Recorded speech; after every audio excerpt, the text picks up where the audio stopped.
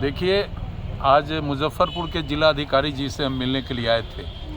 मामला Kanti thermal power के मजदूरों से जुड़ा हुआ है।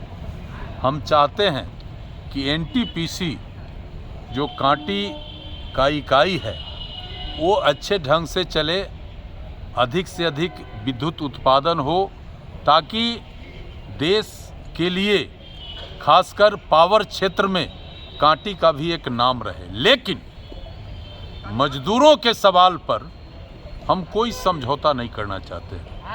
पिछले दिन थर्मल पावर के कामगारों ने अपने कई जेन्युइन मांग को लेकर प्रोटेस्ट किया था। 2 दिन तक थर्मल पावर का विधि व्यवस्था मजदूरों के प्रोटेस्ट के कारण प्रभावित रहा।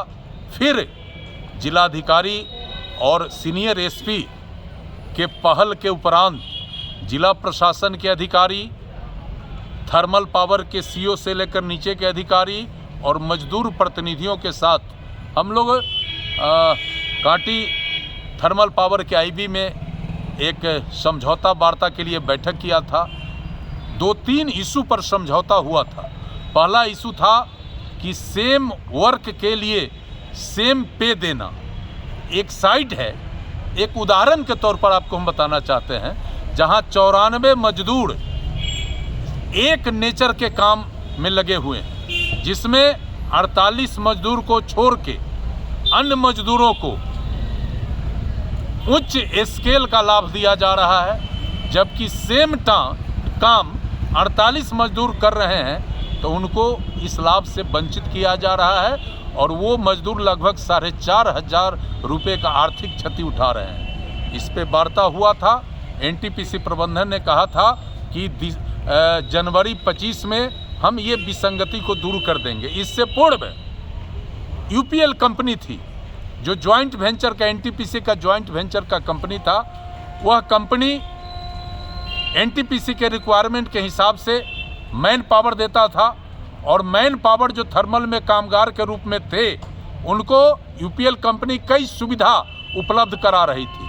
यूपीएल कंपनी से जब इनका ज्वाइंट वेंचर समाप्त हुआ है तो वो जिस मजदूर को एचआर में कई तरह की सुविधा दिया जा रहा था, उस सुविधा को बंद कर दिया गया है।